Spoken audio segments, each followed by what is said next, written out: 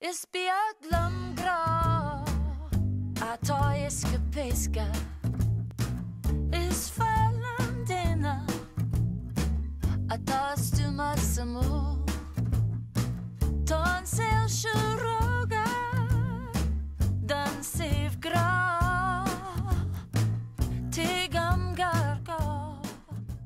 Stein naim vi gom hen da leor chor fáil be forstú said agus chorú chamas fólamí commerceid fanúsa a ggéú trí bhena Gaeilge.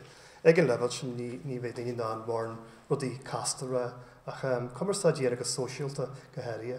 Agus tá stáid gháil an bhéim ar orbert skill na cante agus éisteachta den chuid is mó.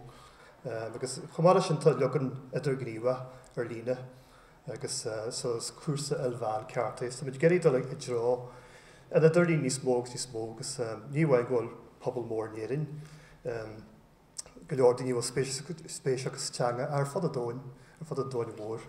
Agus tá muid dása go mé an rathart ar an leor hana féin tá fáilte hain dargaid in úsáid san stáitiantí a gálaistí éagsúla.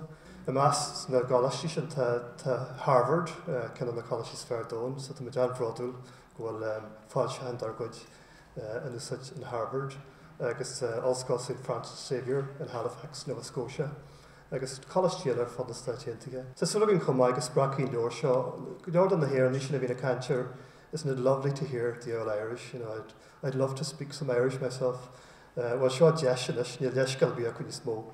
But Gaeilge on Stró, as soon as I seen it, not only did it resonate with me because Tom Meg Folin Gaeilge, but it is, as Jackershin, it's really difficult.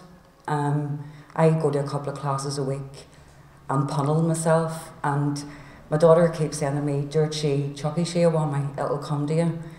And I keep going, when, you know, but when?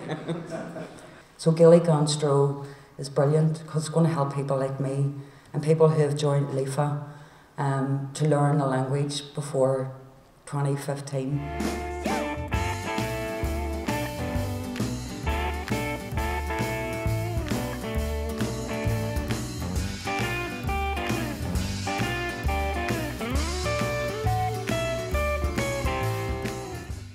Ní léon áras orm ach go mbeidh an cuasa fála seo ina cúnamh anmhúr chun an príomhspric atá somlathe sa státéis fethe bliain don Gaeilge a bhaint amach. Is é sin chur go bhúr le líon na daoine a úsáideann Gaeilge in sna gnáthhéal le húil sna blianta amach Róm. Déanam cógádagus le Éamon O'Donnell agus le Gaelchultúr as an gúrsa fála mar bra seo agus cuireann sé as orm Gaeilge gan Stró begin a zevel a hóla go hip gúil.